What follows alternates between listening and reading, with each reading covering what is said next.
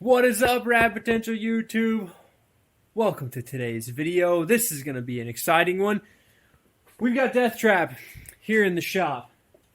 Getting started, tearing this thing completely down. First things first, before we change a whole bunch of stuff on this car, we got scales that weigh cars, so we might as well weigh the car. If I recall correctly, and this is just shot in the dark guess, but my old guitar teacher used to say I had a mind like a steel trap. When we weighed this car the last time, it was 2,380 pounds, if I remember. Now, I was trying to remember that in the last video, but I forgot. We got it back now. You know, sometimes you just lose the trap somewhere, but it's still gripping the information. So, we've pulled the interior out of this thing. Probably 40 to 50 pounds. My guess is that this car is going to be 2,310 as it sits right now. That's my guess. So I want to thank my buddy Jeff. His scales have been at my house for probably the better part of 2 years. They've just been here for a while. If you need them, Jeff, come get them. They've been in my kitchen, just chilling. So we've got the scales zeroed. Yeah, I've got the scale thing on top of the deal. So if it's 2,313 pounds, I'm going to take that off so that it's 2,310. But let's get this thing jacked up, get the scales on it. Let's see what this thing weighs. And then we're going to rip this engine out of this car and assess what's broken on the rear iron. But we're going to be taking this over to Charles. It's his car. He built this engine. He can fix the engine, and then we'll put it back in versus me having to do it. So I got to go out of town this weekend so he can get that done the next week. Just scheduling stuff. So let's see how much this weighs.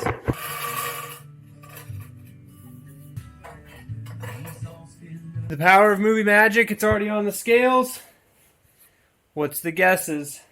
2,310 is what I said. Holy cow. We put this thing on a diet. 2,174? Man, I was really wrong. It must have had a full tank of gas when we weighed it the last time. Well, we know it's been leaking oil, but I don't think there's that much oil to leak out. I mean, maybe those seats are heavier than we thought, plus like the entirety of the interior. Oh, it doesn't have a battery in it. That's huge. Where's my battery? Because, I mean, you know, it would have had a battery in it. Let's just put that. Sure, close enough. Man, even that didn't change that much. So it's got Optima red top in it. 2216 now. Honestly, not that bad for a first gen. So these BBS wheels are super light, which is a huge win. Obviously no seats, no console. It still has door cards. This car does have power windows. It doesn't have crank windows. So swap those out, that's probably another 10 pounds less or so. We are going to be changing it to an RX7 transmission, which is going to be heavier than that first gen one. And adding some weight as far as like the sump and the baffles and stuff and the fuel tank we're going to install. But ultimately, that's a pretty good weight. We are going to paint this car too, so it will get a little heavier because of the paint as well. We'll see how much that adds. But I'm happy with that. So, first gen guys, turbo. So it's 13B turbo, 2220 with minimal interior. Probably add 30 or 40 pounds for your interior. And you're right under 2,300 pounds. So, honestly, pretty good. Now, as far as removing this engine, this is going to be super easy. We're going to make a huge mess, because we always make a big mess. It's pretty normal. We got to drain the coolant, pull the oil cooler lines, which are at the front, unplug the spark plugs, pull the upper intake manifold off so we can disconnect all the wiring. All of the Haltech wiring goes through, I think, the far side where like your emissions harness or whatever would have came through on the newer cars. We'll pop the cover off of the radiator panel here, which that's all that's holding this intercooler in, I think, is it's just sitting in there wedged between this and the bottom of this little channel that Charles cut in here. So we'll get all these intercooler pipes out of the way, which will be huge. We'll probably end up pulling the engine out with the turbo attached to the engine because it's just a pain to get the turbos off. And we'll just either chop the exhaust off right behind the downpipe or just take it off if the bolts are easily accessible. So let's get this engine out of here. It is, you know, we got to time ourselves on these deals because it's super fun. It's 8:23 right now. Let's get this thing out of here.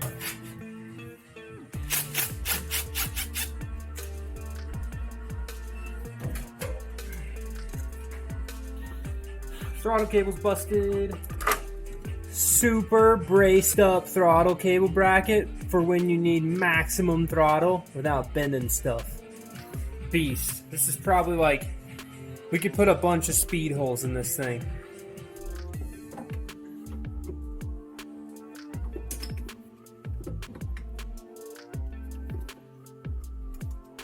Lost my nut driver. Did you take my nut driver? Well, Charles, I know why it might be going lean into boost a little bit. We got an injector connector that's broken. Wires broke off. Secondary rotor 1.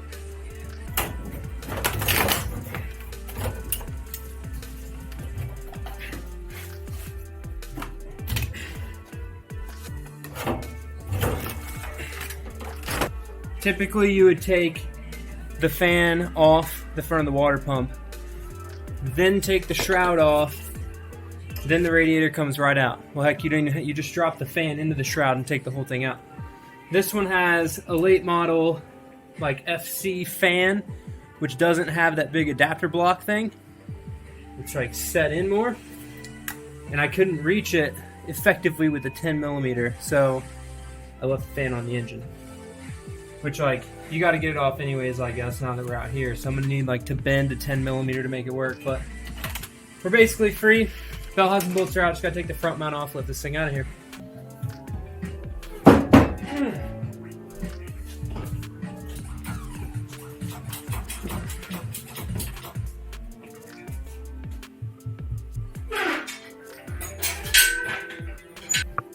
I even cleaned up the shop a little bit.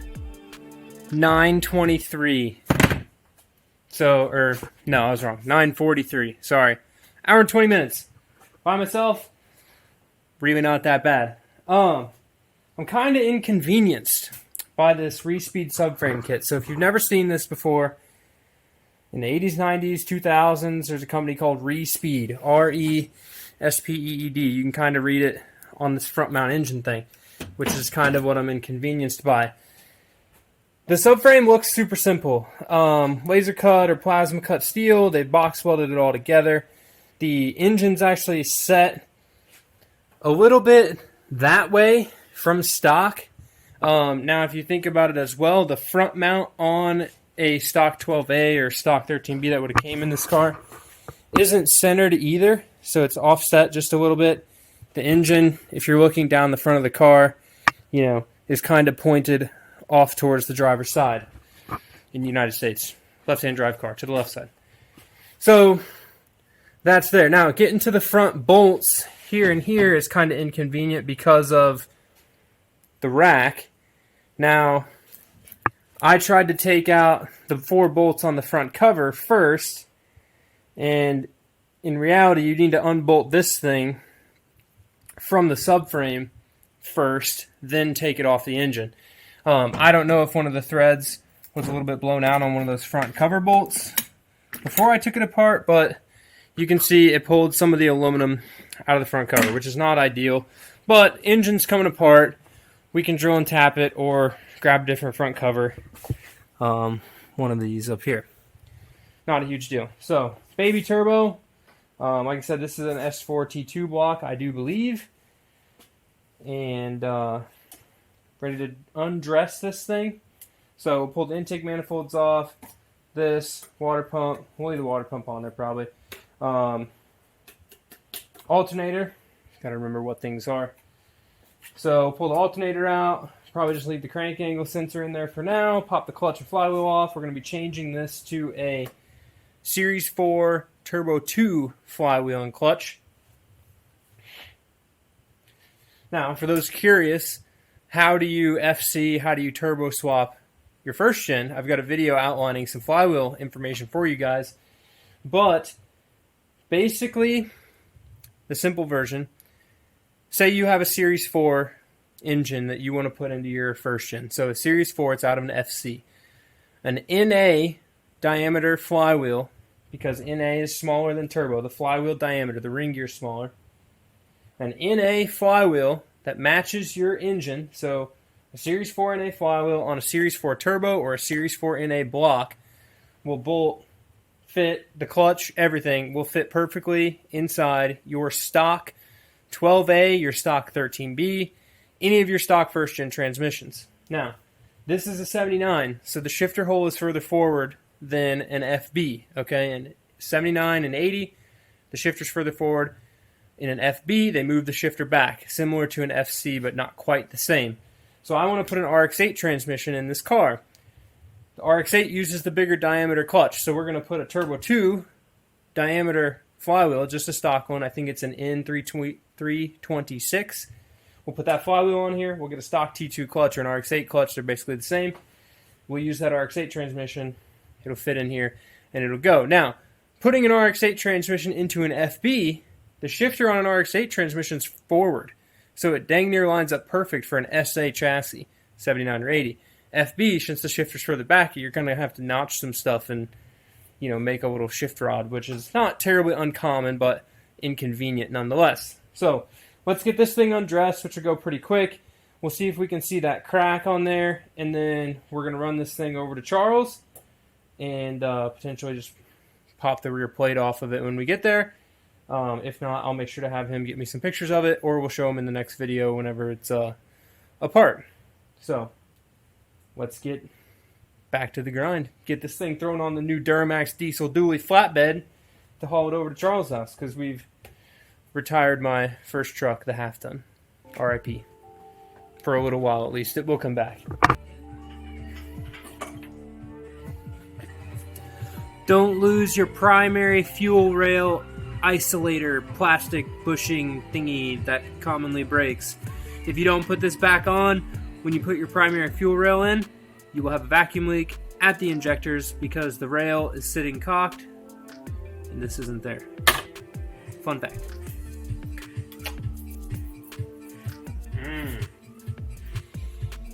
Turbo has a feed line from the coolant jacket into the intake manifold in order to feed coolant to the turbo. Oh! The dowels didn't hold it on. Smashed the shit out of my finger.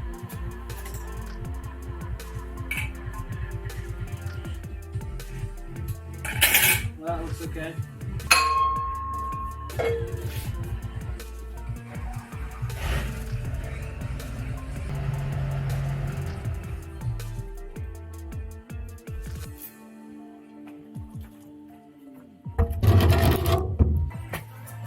Rotary engines are easy. Let's head to Charles. The engine made it to Charles. He's got his engine stand set up. Because if you remember, I loaded it. My engine, I couldn't get the truck far enough back into the shop to just like set it on there. So I had to actually, I carried it from there to there. I put a bungee cord around the chain, put it in my mouth, so when I lifted the engine up, I could pull the chain off the hook and then put it on the back of the truck. So over here at Charles' house, if you didn't see when we went to Deal's Gat, this is his rotary truck that we redid a while back. Another white turbo first gen, which you've driven on the channel a lot. The red truck, which you've had on the channel. And the engine. Now I couldn't see the crack or a crack on this. Really? Or well, actually we could, but I couldn't see it in the car. You can see the big old crack right there. Yep. I don't know if you can see it on the camera, but I'll tell you this, it leaks some oil. Oh, it's like a lot. It spews oil. Yeah. It just comes right back out of it. Oh yeah. It's there you go. See the cracked dowel there? I'll put some text on it if you can't see it in the camera, but just leaking oil out the back of it. Yes, definitely. So, and something for y'all too. So this had an N350 flywheel on it, which is S5. Probably got S5. So it's probably got S5 rotors in it at least, or maybe S5 turbo rotors. It might be turbo rotors. It might be NA rotors. I don't really remember when I built it. But the thing to note as far as the strength of the block, which we'll talk about what we're going to do here in a second to kind of mitigate that, is that a Series 5 has a bigger dowel landing at the back. It's much bigger. You can actually see it well extruded past the edges of the housing. So one of those updated irons would be less prone to cracking like this. In addition, a lot of people will say like when they put solid dowels in the motor that it makes the engine stronger. Yes, But all a solid dowel is going to do is break the iron faster because it's stiffer. So with the hollow dowels, it at least lets it flex a little bit before it rips it out of the back. So the plan, and Charles and I already talked about this a little bit, but he's got a new iron here, which is actually an S5, right? Yep, that's an S5 iron. So that's how big the landing is there. You can see just how much fatter that is. So is this what we're going to put in that engine? Yep. Okay. Yeah, I've got to port it to match that port because that one's been straight ported. Mm-hmm. So I've got to port this iron to match that. I'll go ahead and tear the whole thing down. Okay. Clean it, put it back together. I want to make sure we've got stock corner seals in it. Okay. Not those crappy ones that we've used before. Yeah. And then the other thing, are you still going to put a couple studs from that stud kit in it? I've got stud kit. I'm going to put 4 studs in it. I'm going to put the 2 dowels in it, and I'm going to put like 4 studs. I hadn't really thought about where I'm going to put them, but I'm going to put 4 studs out of my stud kit I bought a stud kit for REW, but I'm going to use 4 of them in this. Yeah. So the stud kit, they're just stiffer than tension bolts, and they also fit a lot more snug through the irons and housings, so just to help give it a little bit more rigidity as well. But really having that S5 will make a big difference. Yep. Iron is going to make a huge difference. Plus, if you saw, the engine at the front is hard mounted. Remember when we took it out? It's hard mounted to the K member. The transmission, you could see how much the trans was moving around when I was pulling it out. It definitely still has a stock mount. So with that combination, you're holding the engine still, and that transmission's able to really move and flex. Is really not ideal to keeping the rear iron intact on these. So the other thing to note for you, Charles, is I did mark your front pulley. Okay. I didn't know if the thing was whatever, and I had to take the pulley off to get the water pump off. Okay. It was hitting. So I marked this just in case when we put that on, the timings, whatever. We know where TDC is, which is something to note for you guys as well, a little bit of some learning. When you build Frankenstein engines using different E-shafts, using different front pulleys, all that sort of stuff, the front hub, this piece, and the E-shaft goes together. So when that engine gets built the first time with the hub and E-shaft from Mazda, that's where they're keyed and set timing. So if you take like a 79 front hub and put it on an S5NA, the keyway might not match the 4-bolt pattern, which might not match the pulley that you put on to get you top dead center. So you'll have to go check. I've got a video on the channel on how to find top dead center of your engine using the Rotor 1 spark plug holes. Science. Yeah, it is science. It's math, and the nice thing is they did make the front pulley 360 millimeters in circumference. So, 1 degree, 2 degrees. Yeah, 1 degree is 1 millimeter. But we'll show you this. I know Adler watches the videos, one of our buddies. This is a RX3 station wagon, but it needs some. That is not ideal. Hey, that fell over. Yep. Was your pin not in the other side of the engine? It fell out. Okay.